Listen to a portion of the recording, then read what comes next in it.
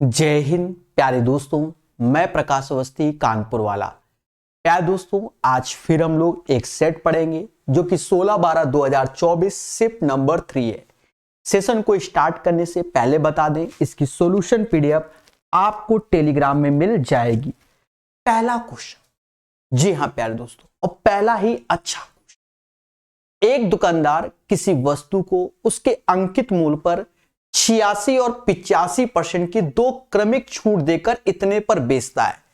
एक प्यारा क्वेश्चन है, इसका कॉन्सेप्ट सीखना, 3 स्टार है। सेम पैटर्न में आरपीएफएसआई में भी मिला है हमको। देखो, सीपी, एमपी और एसपी। यहां पर हमसे कहता है कि दो डिस्काउंट दिए गए, ये वाले, एक 86% का, एक 85। एक 86% का डिस्काउंट है और एक है 85% का। उसके बाद ये कन्वर्ट हो गया एसपी पे। ये कहता है दो क्रमिक छूट देकर इतने पर बेचा गया, यानी सेलिंग प्राइस हमारा 287.7 हो गया।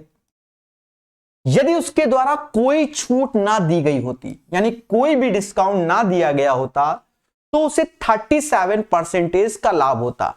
अगर आप कोई भी डिस्काउंट नहीं दे रहे, इसका मतलब आपने उस वस्तु को एमआरपी पे बेचा है, मैक्सिमम रिटेल प्राइस पे, तो यानी सीपी और एमपी पे 37% एज ए प्रॉफिट देखा जा रहा होगा।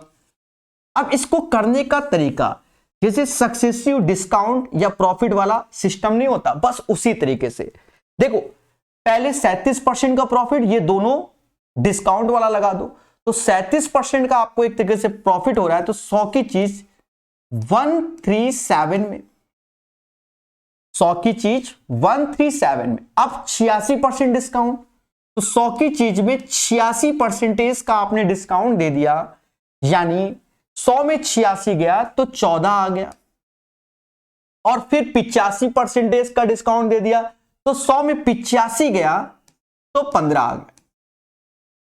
यहां पर प्यारे दोस्तों डायरेक्ट दो चीजों पे ही बात होगी, सीपी और एसपी पर।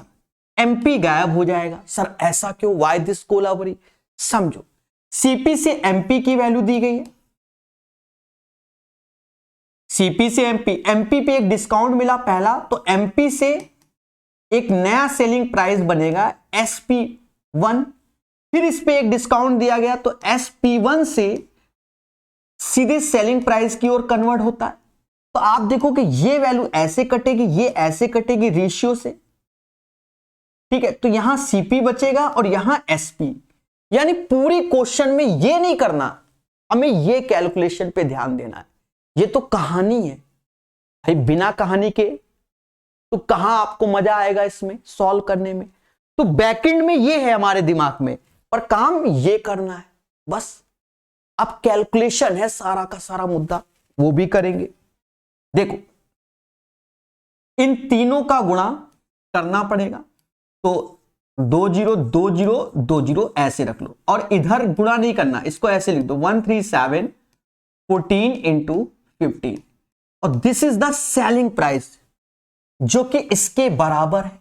बस शांति से एक एक करके भाग दो, 287.7। सबसे पहले 14 से भाग दो, जो होगा देखा जाएगा। जब 14 से भाग देने निकले, समझो, तो 14 से भाग दे रहे हो तो 2 बार में तो जाएगा, इसे 70 कर लेना, ठीक है, अच्छा लगेगा। 2 बार में चला गया, ठीक है। तो अब यहां पर 0 लगा लेना, और ये पॉइंट 20.5। अब चाहो तो क्रॉस मल्टीप्लाई कर लो, 14 में 5 का गुणा करोगे तो 70 आ जाएगा, ठीक है, 70 आ जाएगा, और 7 हासिल हो जाएगा। अच्छा, 20.55 हो जाएगा, ये आएगा 20.55। अब चाहो तो करके देख लो, 14 25 70, 0, 7 हासिल, 70 7 77, फिर 7 हासिल, वो यहां आएगा, ठीक है, और 7 हासिल होगा, और इसमें 28, ठीक है। अब फिर से समझो, तो इसका तो मुद्दा खत्म हो गया। अब 15 से भाग दे दो इस वैल्यू पे, 15 से, 15 एकम 15, बड़े प्यार से एकदम भावनाओं मत बहना, 15 त्याय 45, 15 त्याय 45, 15 सत्ते 105, चला गया। यानी ये दिख गया कि 137 से अगर 100 1.37 आ रहा है, 137 से 1.37 आ रहा है, इट मींस इसमें 100 का भाग दिया गया तभी तो ये आया। यानी यहां पर भी 100 का भाग आपको दे देना है, ठीक है। 10,000 is the right answer of this one. एक अच्छा क्वेश्चन है और प्रॉपर लॉजिक, बस इतना ही आपको खेलना है, समझ गए। हाँ, अब जैसे नहीं कि अब ये तो मालूम नहीं कितने जीरो कटेंगे, पर इतना तो मालूम है कि भर भर के जीरो हैं तो लास्ट में जीरो बना रहेगा। आपको नहीं भाग देना, कोई बात नहीं, 10 का मल्टीपल कौन सा है, सी है, मुद्दा खत्म, क्योंकि भर भर के जीरो है, समझ गए ना। अगर आपको 1-2 सेकंड के अंदर करना है तो ठीक है। फिलहाल 5 मिनट लगा दिया। अक्षत अपनी यात्रा 10 घंटे में पूरी करता है, वह आधी इतने की स्पीड से तो बची हुई आधी की बात कर रहा है। तो समझो प्यारे दोस्तों, हम लोग जनरली जानते हैं कि डिस्टेंस, पहले की स्पीड, दूसरे की स्पीड, दोनों की स्पीड का योग और टोटल टाइम। लेकिन इस केस में क्या होता है कि गए भी डी डिस्टेंस, आए भी डी डिस्टेंस और डिस्टेंस पूछा जा रहा है, तो उसमें यह होता है। लेकिन यहां पर एक तरीके से आधी दूरी और फिर से आधी, यानी शेष भी आधी, तो आप अपने फॉर्मूले में बस 2 से भाग और दे दो, और हमसे टोटल पूछा जा रहा है तो डी निकालना है, बस हो गया। खेल जाओ, खेल जाओ। तो D/2 ऐसे, पहले 72 kmph, फिर 36 kmph, दोनों को जोड़ेंगे तो 108 kmph हो जाएगा, और 10 घंटे का खेला है। कैलकुलेट कर लो। कहते 36 से ये 3 बार में गया, और 3 से ये 24 बार में गया, 24 480 आ जाएगा, 24 दूना 48, 10 से 480। The right answer of this one 480 आ जाएगा। क्वेश्चन नंबर 2 का सही आंसर आपके सामने, समझ गए। क्वेश्चन नंबर 3, ए का वेतन बी के वेतन से 37% अधिक है, और बी का वेतन ए के वेतन से कितना परसेंट कम है। बिल्कुल बेसिक, ए का वेतन बी के वेतन से 37% अधिक है, तो अगर इसको 100 माना है तो ये 137 हो जाएगा। और अब हमसे रिवर्स कह रहा है कि भैया बी का वेतन ए से कितना परसेंट कम है, तो दोनों का अंतर 37, और कंपैरिजन इससे हो रहा है तो 137 ऐसे 100 का गुणा। थोड़ा सा ऑप्शंस पे ध्यान देना, तो ये 37 100 हो गया, और ये 137 3 बार में जाएगा नहीं, 2 बार में, तो 2 बार में जाएगा। लेकिन अगर 2 बार में जाएगा, नियरेस्ट है मेरे भाई, अब इसको तो लिखना पड़ेगा, वो बहुत ज्यादा नियरेस्ट चल रहा है,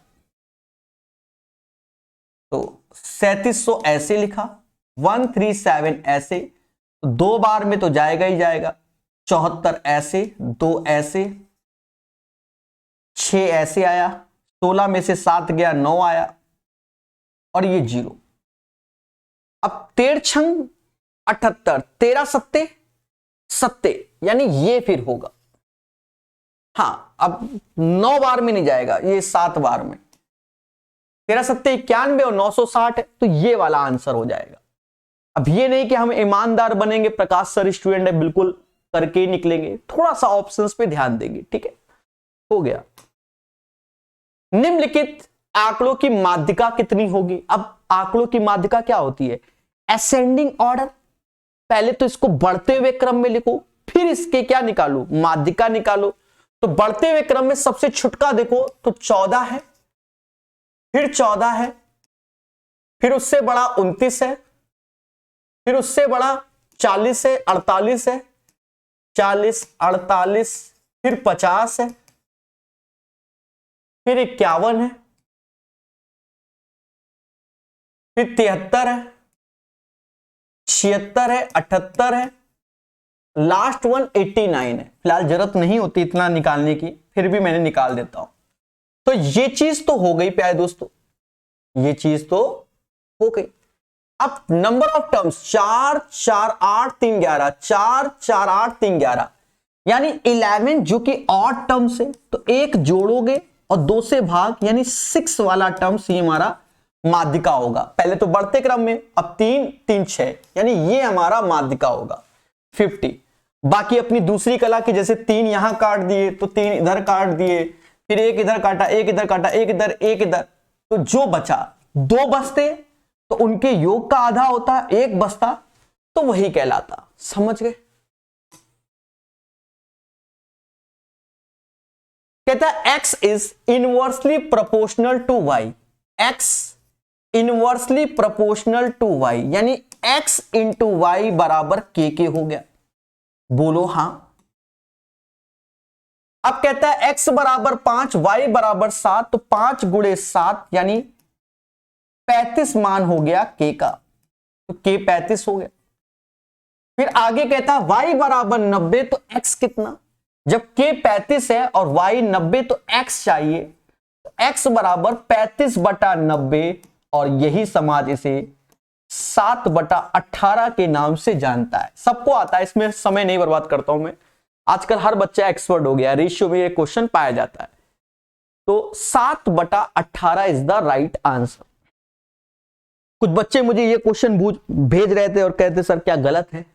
समझो मेरे दोस्त, सेम पैटर्न का एएलपी में भी क्वेश्चन आया था और मैंने वहां पर बिल्कुल प्रॉपर कॉन्सेप्ट बताया हुआ था। हमेशा वैसे ही करना है जैसे आज बता रहा हूं। एक विक्रेता 1 रुपए में, तो रुपया नीचे रखना है, क्वांटिटी ऊपर रखना है। खरीदता है तो हर चीज अपने आप में 100%, नो प्रॉफिट नो लॉस, तो सीधे 100% लिखना है। भाई हम कोई चीज 1 रुपए में 40 नींबू खरीद के लाए, तो इसका मतलब ये कॉस्ट प्राइस हो गया 1 रुपए में 40 नींबू, और ना प्रॉफिट ना लॉस क्योंकि हम खरीद के लाए, तो एज द 100%।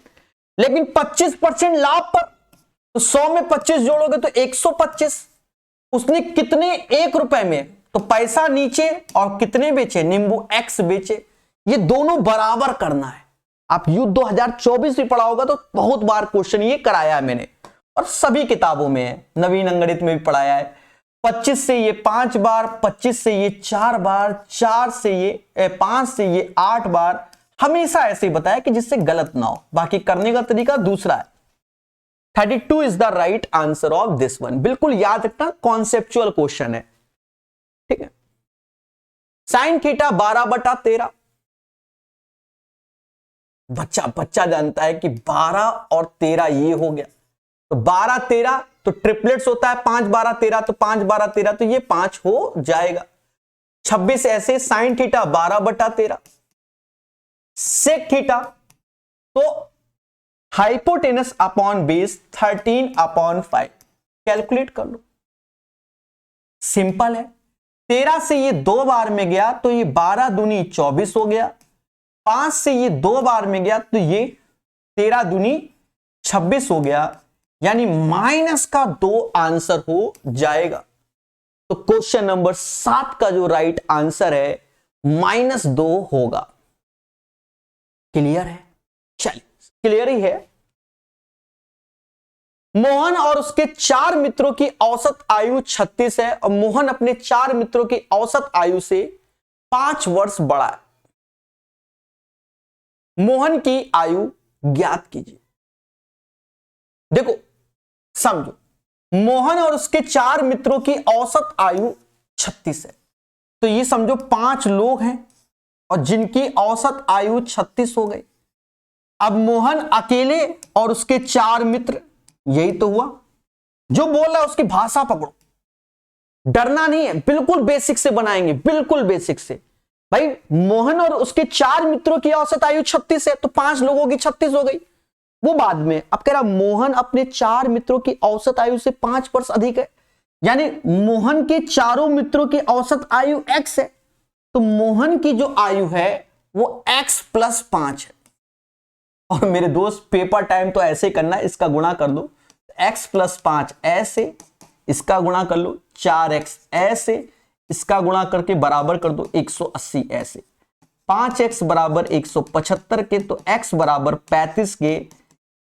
और हमसे यहां मोहन का पूछा गया है, तो मोहन की आयु तो यहां लिखी है ना मेरे भाई, मोहन की आयु तो x + 15 लिखी है, तो 35 5 40, आंसर 40 आएगा। मोहन की आयु ज्ञात कीजिए, 40 वर्ष का है मोहन। यदि m सबसे छोटी पूर्ण वर्ग संख्या है जो 12, 15, 18 से डिविजिबल है और m को 25 से विभाजित करने पर प्राप्त भागफल के अंकों का योगफल, देख लो, यानी सबसे पहले आप एलसीएम लोगे किसका, 12, 15, 18 का, जैसा कि मुझे दिख रहा है। देखो मुझे जो दिख रहा है उसको समझो, इसका एलसीएम तो 60 ही होता है, इसका एलसीएम 60, इसका एलसीएम 90 होता है, 60 90 60 90, यानी 180 एलसीएम हो जाएगा, 180 हो जाएगा। आप चाहो तो 12 से भाग दोगे 15 बार में, 15 से भाग दोगे 12 बार में, 18 से भाग दोगे 10 बार में, यानी 180 एज ए एलसीएम। लेकिन ये हमारा परफेक्ट स्क्वायर नहीं है, क्योंकि शुरुआत में बोला कि m सबसे छोटी पूर्ण वर्ग संख्या है, तो अब ये परफेक्ट स्क्वायर बनाना है, तो इसमें देखो परफेक्ट स्क्वायर बनाना है, तो अब 0 लगा है, तो एक तरीके से 10 का स्क्वायर, 20 का स्क्वायर, 30 का स्क्वायर, यानी ये 30 का स्क्वायर 900 होगा।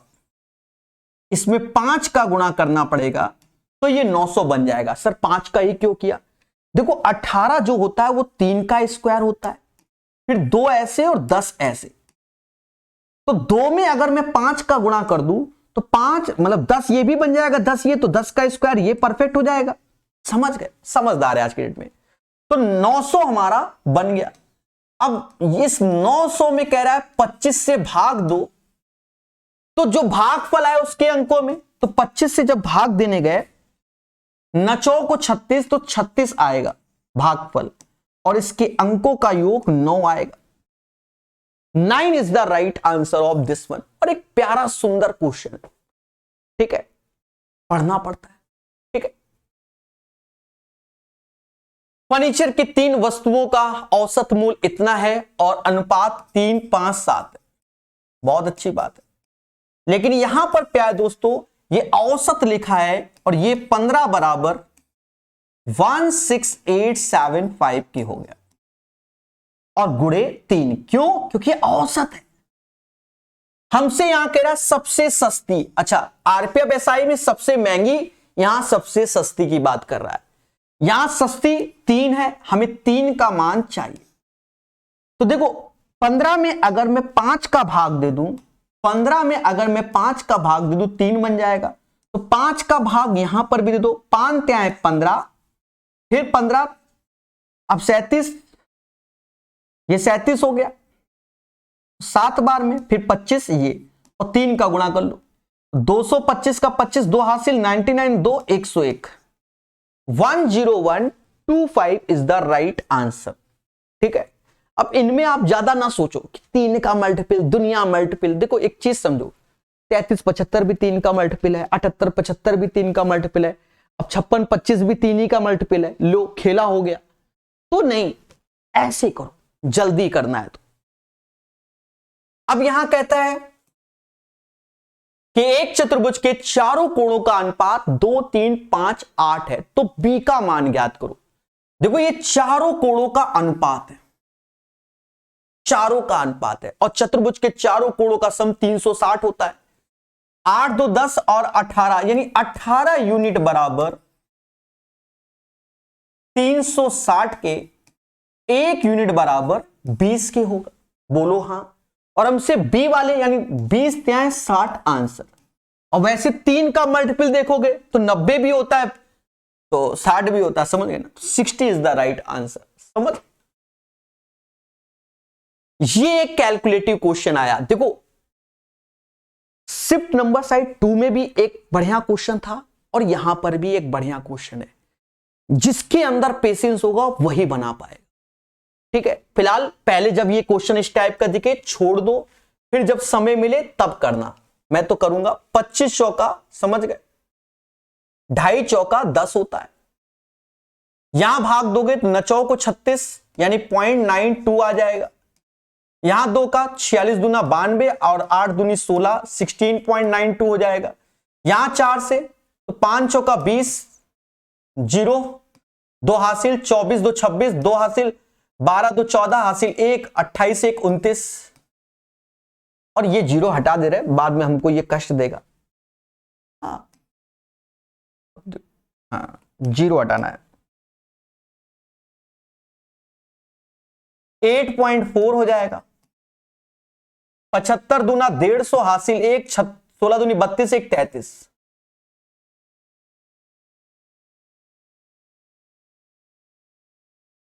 देखो यहां खेला हो जाएगा मेरे साथ।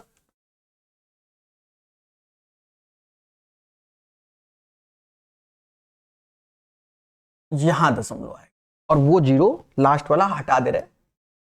ठीक है, कोई दिक्कत हो तो बताओ भाई। 16 देखो 5 दूना 10 14 1 15 हासिल 1 16 दूनी 32 1 33 और दशमलव यहां आएगा तो यही लिखा। ठीक है, अब देखो देखो खेला। पहले देखो निगेटिव वैल्यू बड़ी है कि पॉजिटिव, तो सीधी सी बात है पॉजिटिव बड़ी है क्योंकि यहां 29.46 है और यहां 10 है तो ये बड़ा है और ये भी है। यहां 0 लगा लो, लास्ट में 2 डिजिट बना लो। ठीक है, अब देखो इस 92 पैसे से 92 पैसे चला गया तो इसको तो हटा दो, कहीं लेने की जरूरत ही नहीं है। ठीक है, कहीं लेने की जरूरत नहीं। अब देखो 6 में से 5 गया, 6 में से 5 गया 1 आया, 4 4 8 में से 3 गया 5, यानी पूरे में 0.51 आएगा और वो इसी में हो गया। पर ये पेशेंस चाहिए एग्जाम सेंटर में इसको करने के लिए, तो इसको अंत में करना आता भले कुछ भी हो, समझ गए ना। हाँ कहीं खेला हो जाए तो और खेला।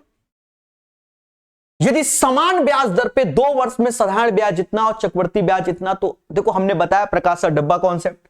क्या बताया कि प्रिंसिपल 1 साल में 1 डब्बा, 2 साल में 2 डब्बा, और हमने यह भी बताया है कि प्रत्येक वर्ष साधारण ब्याज समान होता है और ये 2 साल का CI माइनस SI होता है और ये इसका R% होता है और इसका R% ये होता है।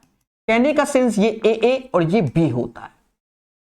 ठीक है, अब सुनना, 56 रुपया ब्याज मिला, वो भी साधारण ब्याज, जो कि प्यारे दोस्तों 2 साल का है और प्रत्येक वर्ष समान, तो 56 28 दूना 56 ऐसे, और 56 इसमें घटा दो मोदी जी को तो ये 16 आ जाएगा। बोलो हाँ। और एक बात को सुनना दया, इसका R% ये तो जल्दबाजी नहीं, बिल्कुल बेसिक से निकालो। 28 R/100 बराबर 16 के, यानी R बराबर, या थोड़ा बहुत काट लो, 4 से ये जाएगा, 4 से 7 बार में, तो R बराबर 400/7 एज ए परसेंटेज घोषित हो गया। और सुनो, यहां कोई प्रिंसिपल होगा क्योंकि हमसे प्रिंसिपल कह रहा, उसका भी ये परसेंटेज इतना ही होगा, तो प्रिंसिपल का कितना 400/7 परसेंटेज, मतलब 1/100 और 28 ऐसे, 2 0 से 2 0 गए, 4 से ये 7 बार में गया और 7 7 49, यानी P बराबर 49 आ गया। The right answer of this one 49 आएगा। सेम RPF SI में भी आपको देखने को मिला होगा। क्लियर है? बहुत इजी और सरल तरीके से बताने की कोशिश की जा रही है। अच्छा देखो, RPF SI में जब इस पैटर्न का क्वेश्चन आया था वहां 73 डेज होता था और यहां 61 डेज हो रहा है। समझना, देखो 25 फरवरी 2024 से 26 अप्रैल, तो यहां फरवरी किसकी है? 29 की है।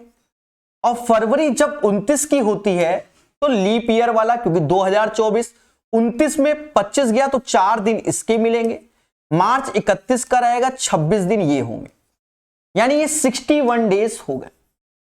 अब जनरली एक साल में तो 365 डेज होते हैं, लेकिन ये लीप ईयर है तो उस केस में 366 दिन होते हैं। भाग दोगे तो 1/6 ईयर वाला कॉन्सेप्ट हो जाएगा। जनरली 1/5 होता है 73 दिन वाला, पर वो नहीं। अब सुनो, तो प्रिंसिपल हमको दिया गया है 3000, रेट दिया गया है 8% पर एनम और टाइम है 1/6 ईयर। तो बस कैलकुलेट कर लो, परसेंटेज 2 जीरो खा जाएगा, 6 से ये 5 बार में आएगा, 8 पंच 40, 8 पंच 40। The right answer of this one 40 हो जाएगा। 14 का सही आंसर 40। ठीक है। क्वेश्चन नंबर 15 ट्रेडिशनल हो गया, अब तो मार्केट में आरपीएसआई में तो भर भर के आया। कहता है if y cube -1 is inversely proportional to x cube, यानी y cube -1 inversely proportional to x के, यानी हम कह सकते हैं x y cube -1 is equal to k for constant. अब केस 1 कहता y बराबर 2 x बराबर 7 में तो यहां k का मान निकलेगा, तो x बराबर 7 y बराबर 2 यानी 2 का क्यूब -1 ये k का मान हो गया, जिसे समाज 8 सत्ते 56 नहीं, 7 सत्ते 49, 56 नहीं, इस बार मोदी जी ने समझ गए।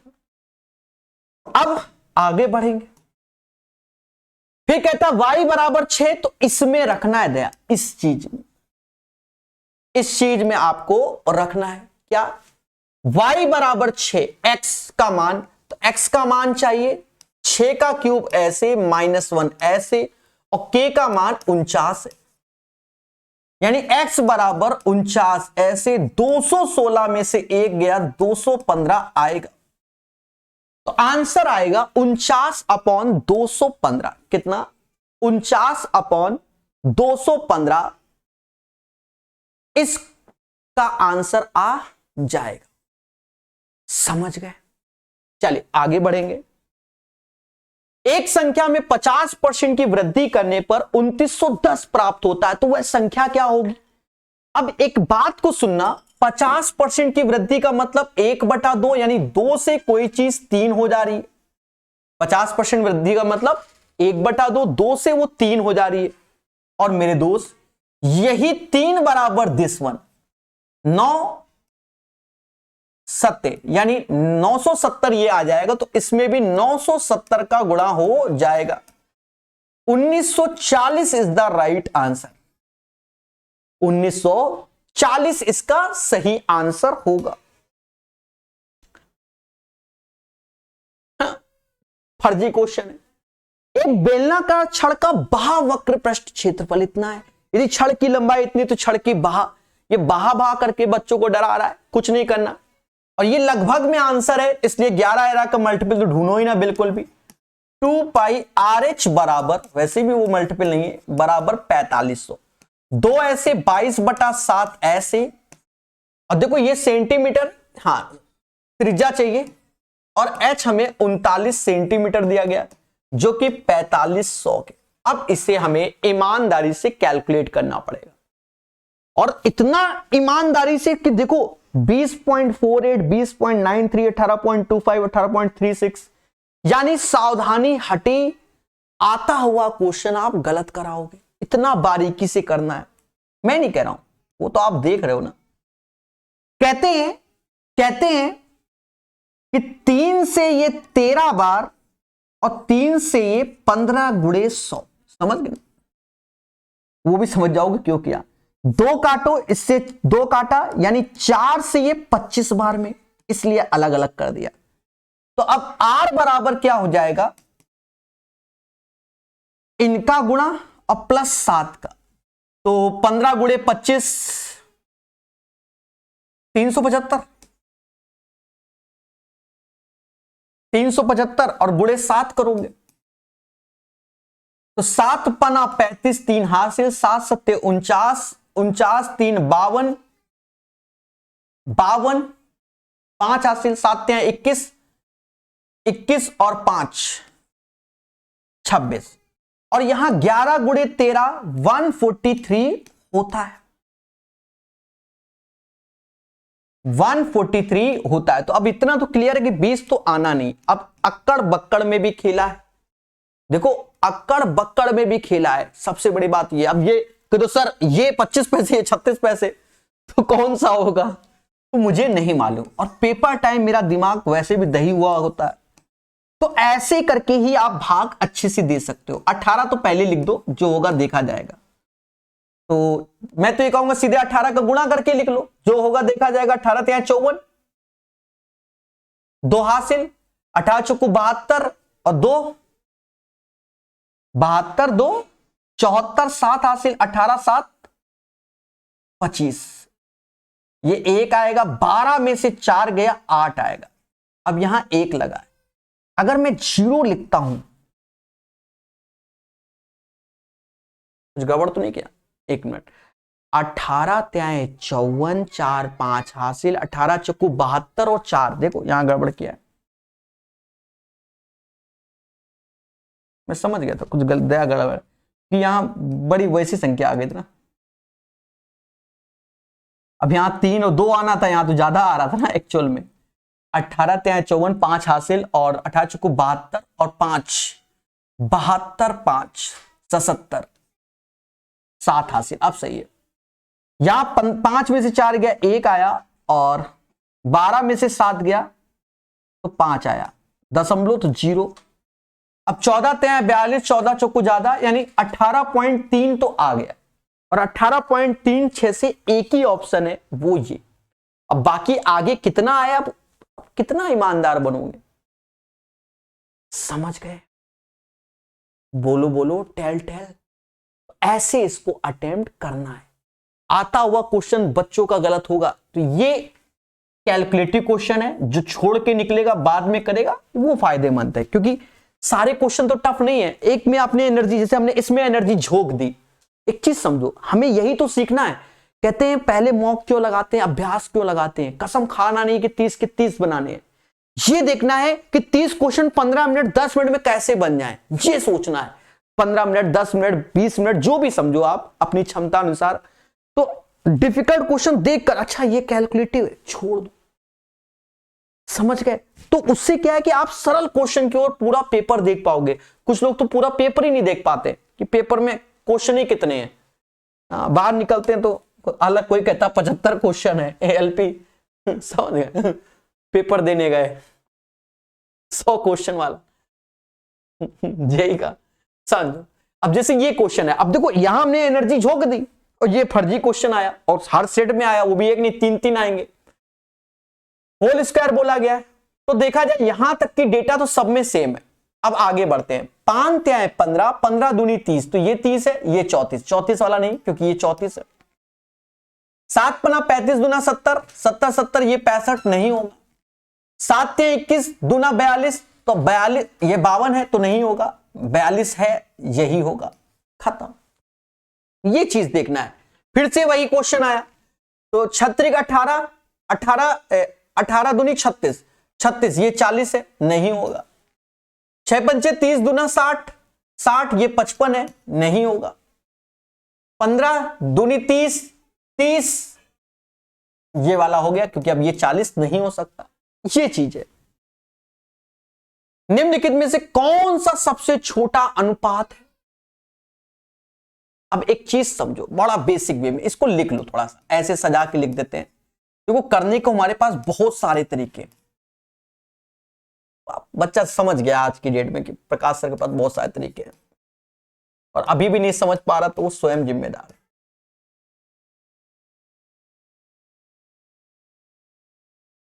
अब नियम ये कह रहा है क्रॉस मल्टीप्लाई करो, दुनिया मल्टीप्लाई करो, ये कर लो, वो कर लो, ना करो।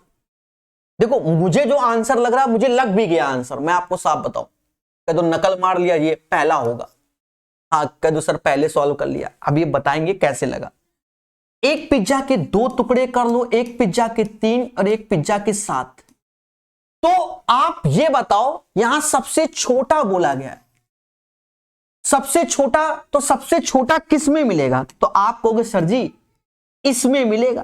तो यहां पर क्या है, जिसका हर सबसे बड़ा है, हर बड़ा है, वही पिज्जा छोटा मिलेगा। बोलो हां। अब यहां हमने देख लिया कि 10 से ये भाग गया तो ये 3.6 आया। सुनना, पूरा नहीं भाग देंगे, ये भाग दिए तो 2 पॉइंट समथिंग आ रहा है, ये 15, ये भी 2 पॉइंट समथिंग आ रहा है, 17 दूनी 34, 2 पॉइंट समथिंग आ रहा है, ये तो 3.6 आ रहा है। खत्म, बात यही होगा। तो 1 सेकंड का क्वेश्चन था, अगर ऑब्जर्वेशन बढ़िया है समझ गए, वरना तो भाई हम तो जुझारू आदमी हैं, लगे रहेंगे, जो होगा देखा जाएगा। दया क्लियर ना? राइट आंसर बच्चा बच्चा समझ गया। फर्नीचर की 3 वस्तुओं का औसत इतना है, उनके मूल्यों का अनुपात इतना, सबसे सस्ती पूछा गया है, तो अब इसका आंसर यही होगा। चला आ रहा है ना ट्रेडिशनल, देखो 3 5 7 ऐसे, 15 ऐसे आया, 15 बराबर 16,800। और देख लो हर बार औसत बोल रहा है, कई बच्चे मुझे मैसेज करते हैं वो ध्यान नहीं देते कि औसत बोल रहा है, तो 3 का गुणा भी होगा। और सबसे छुटकी के बारे में बात कर रहा है तो 3 ये आएगा। अब इसमें 5 का भाग दोगे, इसमें भी 5 ही का भाग दोगे, 5 का भाग दोगे तो 5 तिहाई 15, 5 तिहाई 15 30। अब 3 का गुणा कर लो, 0 छत्रिक 18 हासिल 1 99 1 10, 10,080 इज द राइट आंसर। फिर से फर्जी क्वेश्चन। अब देखो इसमें पेशेंस जिसके पास, 6 को 24 दूना 48 48 48, ये 52, गलत भाई। 2AB 2BC 2CA खेलना है। 54 दूना 108 103, गलत। 9 को 36 दूना 72, तो ये 82 है, ये वाला 72, ये खत्म। ऐसे करना है, ठीक है? समझ गए कि नहीं समझ गए? ठीक है। अच्छा आपको बताएं, एक जमाना था हम भी कंपटीशन की तैयारी करते थे। अब विश्वास मानो, हमारे में जब हमने मतलब 12th में मतलब मैं BHU MCA में ऑल इंडिया मेरी 14 रैंक थी, ठीक है। और मैं आने को तो मेरी पहली आ जाती, उस टाइम थोड़ा ओवर कॉन्फिडेंस हो गया था, और बहुत ज्यादा, समझ गए ना, ओवर कॉन्फिडेंस के चक्कर में 2-3 क्वेश्चन गलत हो गए, क्योंकि हमने सॉल्व नहीं किए। हम ऐसे ही दिमाग लगाते थे, वहां वो नीचे करके नहीं, A+B A-B दुनिया भर की थ्योरम टाइप में, और 4 ऑप्शन ऐसे रखते थे। तो हम क्या करते थे, देखो हम आपको बता रहे हैं, आप ये ना करना, आपके में खेला हो जाएगा। हम अपना बताएं, इसमें सबसे ज्यादा कौन आया, ये आया, तो ये ऐसे ही आंसर मतलब नहीं है, ये तो है ही। इसमें 3 बार ये वैल्यू आ रही है, इसमें देखा तो 3 बार ये आ रही है, वही तीनों में कॉमन है। इसमें देखा तो ये आ रहा है। तो अब हम पैटर्न ये देखते थे कि ये मैच किया, अब किस वैल्यू में ये और ये बन जाए। तो हमने देखा ये आया, ये आया, ये आया, समझ गए? तो आधा घंटा पहले पेपर करके बैठ गए, इतनी स्पीड, क्वेश्चन पढ़ा ही नहीं, जो होगा देखा जाएगा। तो ये अभ्यास का खेला होता है। बाद में मुझसे इंटरव्यू वगैरह हुए थे, तो लोगों ने पूछा था कैसे क्या, तो ये सब नहीं बताया कि ऐसा अपना टैलेंट है, समझ गए? चले, ये सब टैलेंट बताए नहीं जाते हैं। कई क्वेश्चनों में मैंने स्टैटिक्स डायनामिक्स आती थी 12th क्लास की, कईयों में हमने ऐसे खेला था 10-15 क्वेश्चन, पर हमारी गलती थी। तो हमेशा याद रखो, नंबर 1 की एक मार्केट वैल्यू अलग होती है। जैसे नहीं, SSC GD में टॉप 100 जिसने किया उसकी मार्केट वैल्यू उतनी नहीं है, वो भले 2-4 नंबर से डाउन हो गया हो। जिसने टॉप 1 रैंक 1 ले आया ना, तो कोचिंग वाले पकड़ पकड़ के लाते हैं, अरे ये रैंक 1 लाया, ये रैंक 1 लाया। वही हाल था 14 वालों का, रैंक 14 वालों का, समझ गए? 2-4 जगह फोटो वगैरह इंटरव्यू होते, बस इससे ज्यादा नहीं होते। यदि वृत्त की त्रिज्या इतनी है और वृत्त के केंद्र पर आंतरिक कोण सेम पैटर्न पे या तो SSC CHSL या CGL 2024 में आया, वैसे CHSL में शायद आया, सेम पैटर्न, बड़ा इजी है, हाँ टफ नहीं है, मैं जनरली बता रहा हूं। यदि वृत्त की त्रिज्या इतनी, तो ये वृत्त की त्रिज्या इतनी, वृत्त के केंद्र पर 60 डिग्री का कोण, यानी ये सेक्टर पे कोण बन रहा है, और ये त्रिज्या है 10.5 और ये 10.5, और कहीं ना कहीं हमसे इसका त्रिज्या खंड का परिमाप यानी पेरीमीटर पूछा जा रहा है। अब पेरीमीटर क्या होता है? पेरीमीटर होता है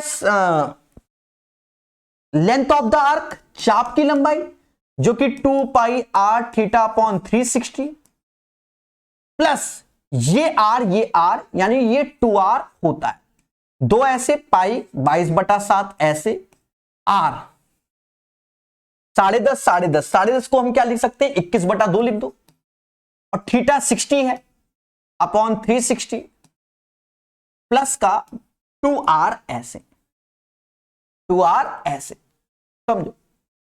तो 60 दूना 120, तो इससे ये 3 बार में हो गया, 2 से ये 11 हो गया, 7 से 21 से ये निपट गया, तो ये 11 ऐसे, और ये 10.5 दूना 21 हो गया, तो 32 आ जाएगा। 32 is the right answer of this one. Question number 23 का जो आंसर होगा वो प्यारे दोस्तों 32 हो जाएगा। मेरे करण अर्जुन आएंगे। निम्नलिखित बटन से माध्य अंक ज्ञात करो। अब हमें इसमें क्या करना है, माध्य निकालना है, माध्य निकालना है।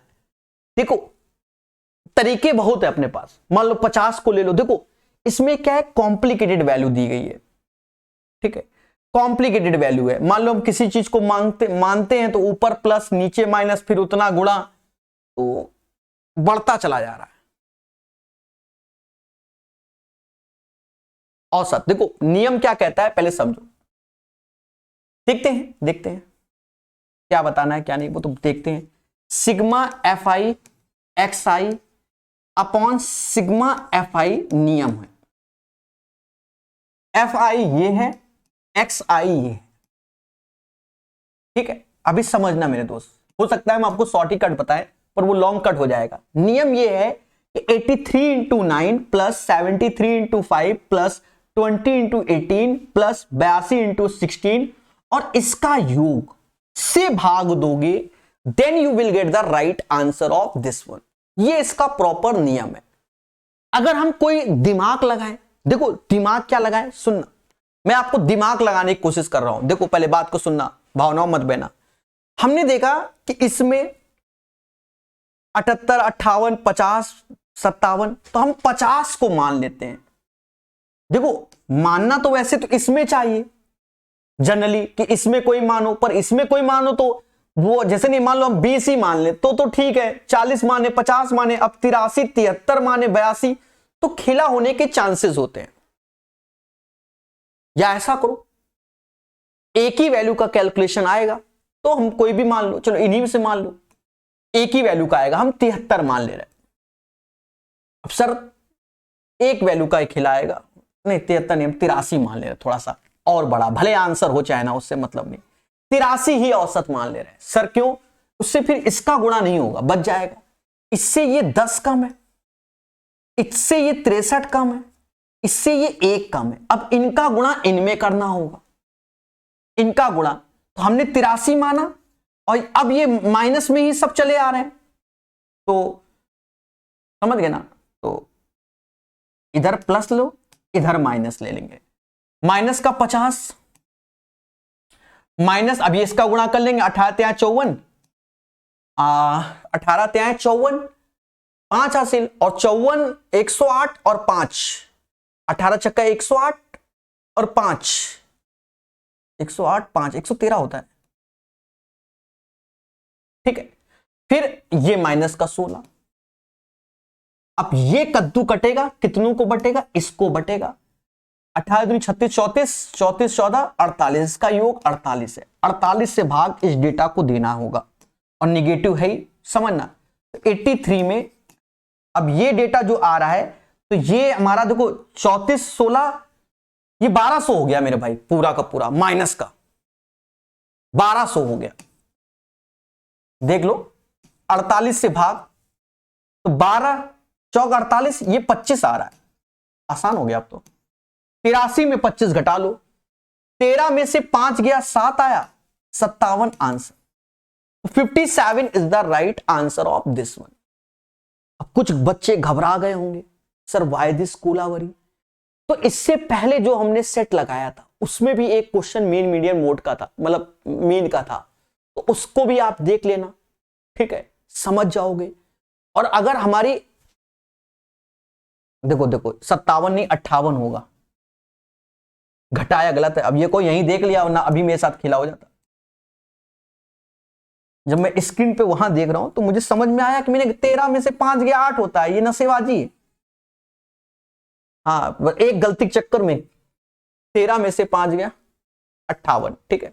इसीलिए स्क्रीन पे देखना बहुत जरूरी होता है। समझ गए? तो कहने का सेंस आप अच्छे से प्यारे दोस्तों समझ गए, ठीक है। अगर आपको जर्नल करना है तो 83 इंटू 9, 73 इंटू 5, 20 इंटू 18 और 82 इंटू 16 करना पड़ेगा। चलो मैं एक बार फिर से ये कला सिखा देता हूं। हाँ देखो, ये तो अपना डेटा हो गया, समय लगने दो। देखो भविष्य के लिए तो आप अच्छे तैयार हो जाओ ना भाई। आज तो जो कराए तो कराए, भविष्य के लिए तो आप हमारी कलाओं को ध्यान रखो। फिर से करते हैं। अब देखो यहां पर कोई अच्छी वैल्यू नहीं थी तो हम ऑप्शंस में गए, हमने अच्छी वैल्यू 50 को उठा लिया। काम वही है, आप वैसे ईमानदारी से 83 into 9 plus 73 into 5 plus 20 into 18 plus 82 into 16 upon 48 से भाग, then you will get the right answer of this one. Now अब हम अपने मेथड पे आते हैं। अब अगर हमने इसमें औसत 50 मान लिया, 50 समझो, हम 50 पे भले कैलकुलेशन से जूझे पर हम 50 पे बताने जा रहे हैं। जब हमने 50 माना तो इसमें 50 से कितना ज्यादा, तो आप कहोगे सर 50 से 33 ज्यादा, 50 से 23 ज्यादा, 50 से 30 कम और 50 से सर 32 ज्यादा। गुणा वही होगा। अब यहां प्लस हम लोग ऐसे लगाते हैं, 33 गुणे 9 तो 9 त्रिका 27, 2 हासिल 27 2 29, 23 गुणे 5 प्लस का 115 हो गया, 30 गुणे 18 माइनस का 540 हो गया, 32 गुणे 16 तो 16 का 2 56 512, ये आ गया। अब यहां पर डेटा आप देखो मेरे दोस्त, डेटा इससे हमको माइनस का 28 प्राप्त हो गया। ये माइनस का 28 इसमें कम कर दो, 7 में से 8 गया 5 आया। देखो 7 में से 8 गया 5 आया, देख लो दिन भर नशेबाजी हो रही है ना। 7 में से 8 गया 5 आया, 17 में से 8 गया 9 आता है, कौन सा नशा हो। 8 में से 28 में से 2 गया 26 हो रहा है और 115, यानी इसको इसको इसको मतलब ये समझो, ये ब्लू लाइन को पूरा जोड़ने पर हमारा डेटा ये आ रहा है 9 5 14 जो कि प्लस का है, 6 1 7 1 8 हो रहा है और ये 384 आ गया। इसको जोड़ागा तो 48 आएगा, इस 48 से इसको भाग दो, 88 64 88 64 और 8 चौक 32 और 6, यानी ये 8 बार में जा रहा है। देखो फिर से 58 आ गया। तो इस कला को सीखो। वो बात अलग है इतनी अच्छी वैल्यू नहीं दी गई, वरना सेकंडों में निपटा देते। आप यूथ 2024 में पढ़ना हमसे, यूट्यूब पे भी बहुत सारा वीडियो फ्री पड़ा है यूथ का फर्स्ट एडिशन, आप वहां पर भी कला देख सकते हो, ठीक है। 25 पुस्तकों का विक्रय मूल्य 41 का क्रय मूल्य के बराबर है। 25 का सेलिंग प्राइस, 41 का सीपी के बराबर। तो सीपी के सामने 25 और एसपी के सामने 41 हो गया। सीपी के सामने 25 और एसपी के सामने 41 हो गया। तो दोनों का अंतर कितना होगा? 16 होगा। किस पे निकालोगे? 25 पे निकालोगे इंटू 100। 64% का लाभ हो जाएगा। 16 ऐसे, 18 में 3 से भाग देंगे 6 और 3 त्रिका 9 ऐसे, हिल जाओ साइड 13 आएगा। देखो 13 ही आएगा, 22 में से 9 गया 13 ही आएगा, ठीक है। 13 is the right answer, question number 26, ठीक है। यहां 5 में से 6 गया तो ए इनवर्स समझ गए होगे, बेस सेम है, और अपॉन में 9 में से 3 गया तो 6 आएगा, 1 में से 8 तो 7 आएगा माइनस का। तो ये आंसर होगा जिसमें मैच करे, जैसे मुझे लग रहा है ये होगा, ठीक है। देख लेना,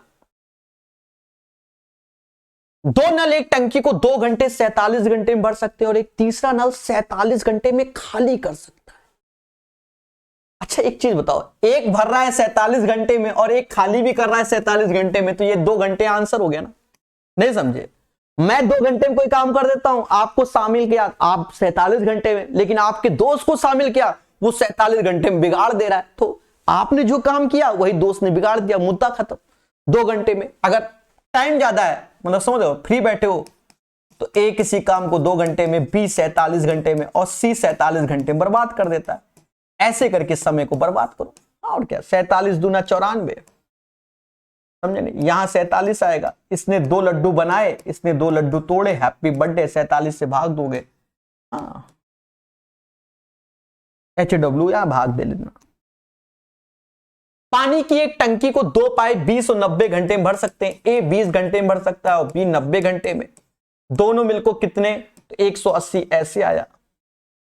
9 यहां, 2 यहां, 9 2 11 से भाग, 180/11। देखो यहां कह रहा है नाव की चाल है, यानी U1 नाव की चाल, धारा की चाल यानी U2 21। तो नाव धारा की विपरीत दिशा में और धारा की दिशा में यात्रा करने में कुल समय ज्ञात करें। यदि आने जाने मतलब 270 जब हम धारा के विपरीत जाते हैं तो दोनों की स्पीड का अंतर 3 आता है, और धारा के साथ जाते हैं दोनों की स्पीड का योग 45 आता है। 45 छक्का और 3 से ये 90 बार, 96 घंटा आंसर आ जाएगा। सभी मुस्कुरा के बोलो हां।